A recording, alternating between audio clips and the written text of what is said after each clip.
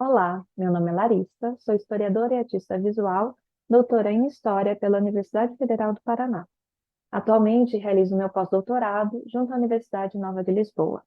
Apresento aqui uma pequena parte da minha investigação sobre a circulação de imagens francesas em revistas brasileiras. As revistas ilustradas foram muito populares durante o final do século XIX e as primeiras décadas do século XX, nos mais diferentes países. Para isso, assumiu diversas formas e especializações, tamanhos e preços. Difundiam valores e representações, estabelecendo a partilha de códigos comuns entre elas e seus leitores, que ora poderiam confluir para aspectos mais tradicionais, ora colaboram para sua crítica e mudança, através da reiteração ou rejeição de determinados padrões, entre eles os visuais. O público via então surgir e desaparecer inúmeros títulos, para todos os gostos e bolsos. Nesse cenário, uma revista francesa destaca-se por sua qualidade, longevidade e abordagem.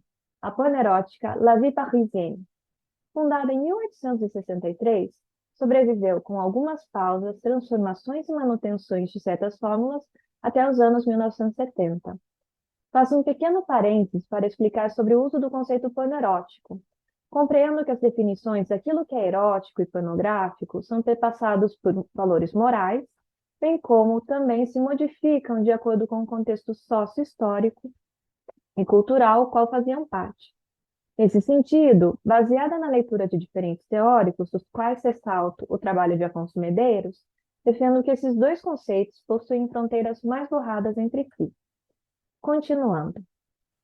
La Vie Parisienne não tardou em ser reconhecida pelo seu público. Parte dele, nacional e mesmo internacional, a utilizou como referência para fundar publicações semelhantes, ou mesmo usando de suas imagens. Nesta apresentação, busco compreender, através das transferências culturais, a criação de um repertório comum, ao menos ao primeiro olhar, sobre as construções acerca das naturalizações e dissidências de gênero e sexualidade. Se muitos dos brasileiros não tinham acesso diretamente à revista francesa, chegaram às suas produções imagéticas através de apropriações feitas por colaboradores de periódicos nacionais, como as cariocas A Maçã e a Revista da Semana. A primeira buscou se alinhar ao caráter polierótico de La Vie Parisienne e seguir a sua tradição. É curioso observar que a revista francesa também foi utilizada por publicações que se distanciavam de sua abordagem galante, como aquelas que eram voltadas para um público mais amplo, no caso, a Revista da Semana. A Maçã foi fundada em 1922 por Humberto de Campos, o qual já possuía uma trajetória na produção de obras pornográficas. Era o diretor e o responsável pelo que considero ser uma espécie de editorial da revista, a seção que era intitulada As Crônicas do Conselheiro XX, pseudônimo utilizado pelo autor. A revista parou de ser publicada em 1929. Ela inicia sua trajetória como um periódico voltado ao público masculino. No entanto, vejo que ele, com o passar do tempo, se constitui enquanto uma revista um pouco mais complexa, de composição e compreensão. Se propunha galante e era, com muitas piadas, textos e imagens de duplos ou mais sentidos, geralmente sexuais, algo que não era considerado adequado às mulheres, sobretudo às burguesas, mas, ao mesmo tempo, trazia conteúdo sobre e para este público, por exemplo, colocando imagens de festas beneficentes realizadas pelas senhoras da alta sociedade, bem como fotografias de seus filhos. Já a Revista da Semana possui uma trajetória mais longeva. Fundada em 1900 por Álvaro de Tefé, perdurou até 1959, com várias transformações. Tratava-se de uma revista de variedades, abordando assuntos diversos, através de textos, ilustrações e fotografias, as quais tiveram um papel de destaque desde seus primórdios. Com a compra da revista por Carlos Dias, em 1915, passou a se voltar cada vez mais às leitoras, embora não abandonasse o público mais amplo. A partir desse período, as capas, nas quais antes predominavam homens, passam a ser tomadas por figuras femininas. Entre elas estão muitas reproduções e adaptações de capas originalmente publicadas em La Vie Parisienne. Faço aqui uma ressalva. Quando falo originais, eu me refiro às publicações de La Vie Parisienne. No momento, não faço uma arqueologia para saber sobre as referências anteriores às criações dessas imagens. Nesta primeira comparação, uma imagem bucólica de momentos antes da Primeira Guerra Mundial é rearranjada em uma paisagem típica brasileira, que nos remete aos morros cariocas junto ao mar. Essa relação com a leveza e proximidade com a natureza também são temas das próximas capas. Seus pensamentos, desejos voam, simbolizados pelos elementos ao ar, como o chapéu ou as pétalas de uma flor após uma brincadeira de bem me quer, mal me quer. Essa última foi originalmente realizada por Gerda Wegner, uma das poucas artistas do período que colaborava com a revista e que trabalhava com a temática pornerótica. Notem como na adaptação feita pela Revista da Semana, a saia da jovem que carrega caixas de compras foi alongada para diminuir qualquer sensualidade mais explícita sobre as meias 7/8 que utilizava. Aqui, se os originais fazem uma alusão direta à espera de correspondências ou o que sobrou daqueles que estavam nos campos de batalha, nas adaptações de anos depois de findada a Grande Guerra, corresponde ao amor romântico de uma maneira geral. Assim, para aqueles que não sabiam a referência original, poderiam apenas imaginar a troca de cartas entre dois apaixonados. A Revista da Semana também adaptou uma ilustração de Mulher, fazendo com que a jovem francesa passasse a ler não mais La Vie Parisienne, mas sim o próprio título carioca. Outras imagens do mesmo artista foram escolhidas, em especial aquelas que enfatizam o rosto da modelo. Porém, as referências textuais, as legendas que traziam uma nova camada de significado às imagens, são apagadas propositalmente, uma vez que davam uma conotação sexual ou de perigo a essas imagens. Observamos que as capas do período do Carnaval foram um pouco mais livres nas escolhas, com figuras de diabos ou mesmo de mulheres um pouco mais ousadas, algo mais apimentado do que a eleição de imagens de outros períodos. Foram raras as imagens femininas de La Vie Parisienne, escolhidas pela Revista da Semana, que trouxeram mulheres mais independentes ou ousadas, como é o caso dessas 3 capas, em que trazem uma amazônia, uma caçadora com roupas da moda, ligadas a essas atividades, apontando pertencimento para classes mais abastadas, contrastando com a figura da camponesa normanda, em cima de uma maçã gigante, que traz um tom um pouco mais sexual à imagem. Já nesta capa, vemos um outro recurso bastante comum entre os artistas da época, que é a releitura de uma obra, contando com mais modificações. Enquanto que no original a legenda e a figura feminina com seios espidos enfatizam a sua sexualidade, na versão brasileira ela foi completamente apagada. As imagens escolhidas de La Vie Parisienne para serem reproduzidas, adaptadas pela Maçã, não são necessariamente aquelas que eram as mais ousadas em relação a uma corporalidade desnuda. No entanto, suas adaptações textuais, e aqui pode ser que o fato de eu ser brasileira esteja interferindo nessa leitura, parecem oferecer muitas vezes um humor mais picante e malicioso do que as obras originais. As ilustrações trazem mulheres desinibidas, visual e ou textualmente, sobre sua relação com pensamentos, desejos e atos sexuais. A Maçã utilizava a La Vie Parisienne tanto em maior quantidade como de forma mais diversificada. Apresentamos algumas delas. Quando há indicação do ilustrador original, mas com adaptação da parte textual, como nessa de Errois, em que traz uma cigana leitora de mãos, falando sobre a falta de linha da jovem, ou seja, indicava alguém que não seguia as convenções esperadas para uma mulher.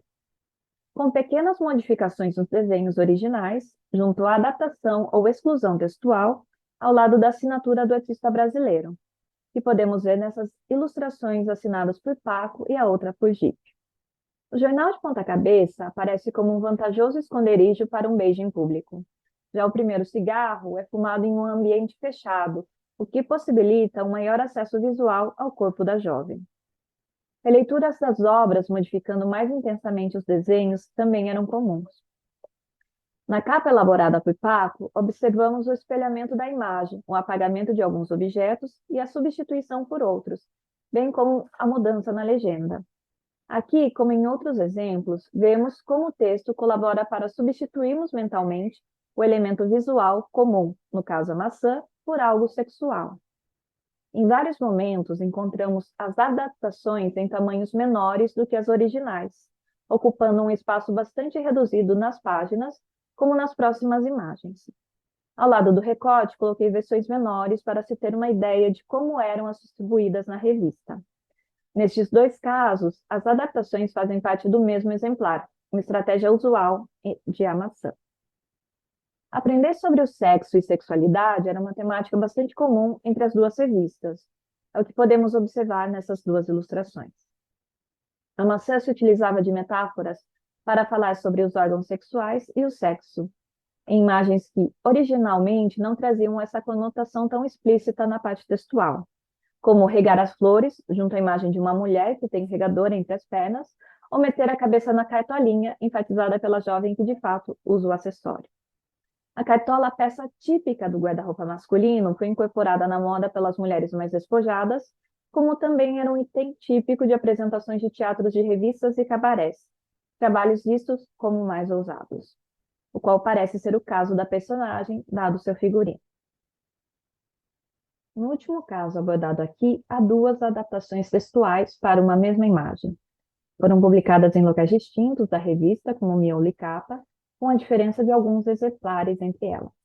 Na primeira aparição, em A Maçã, sua legenda aparece praticamente como uma tradução, uma pequena adaptação a incorporar o nome do marido, enquanto que na segunda consegue resumir a situação. O homem estava sendo um trouxa na visão masculina. Essas produções se inserem em um momento em que as mulheres já haviam conquistado uma maior independência econômica e também sexual, e no qual era comum ver representações de situações consideradas inversas em termos de papéis de gênero, como a liberdade da mulher, fazendo o que quer, enquanto o homem tem que cuidar de coisas que até então eram associadas ao feminino. Neste caso, o cuidado da bolsa, canga, guarda-chuva e o cãozinho de estimação substitui o cuidado doméstico com o lar e os filhos. Ao longo da apresentação, busquei apontar como duas revistas cariocas de abordagens bastante distintas se utilizaram de imagens provenientes de um mesmo periódico.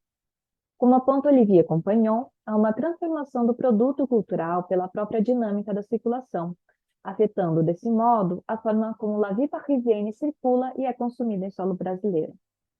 Nos casos aqui expostos, em A Maçã e a Revista da Semana, as transformações do produto original não são feitas ao acaso.